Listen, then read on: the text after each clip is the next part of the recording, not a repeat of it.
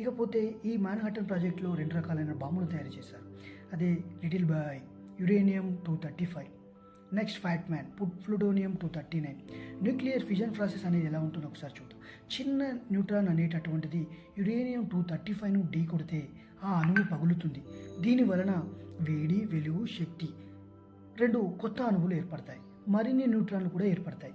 మరి ఇవన్నీ అణువులను పగలగొడితే, మరిన్ని అణువులను పగలగొడితే, అదే కొన్ని బిలియన్ల అణువులను పగలగొడితే ఈ చైన్ రియాక్షన్ కొన్ని మైక్రో సెకండ్లలోనే అణు పేలుడుగా మారుతుంది. ఇక నెక్స్ట్ చూస్తే ఇది హిరోషిమాపై దాడి ఏ విధంగా అయిందో ఒకసారి చూద్దాం.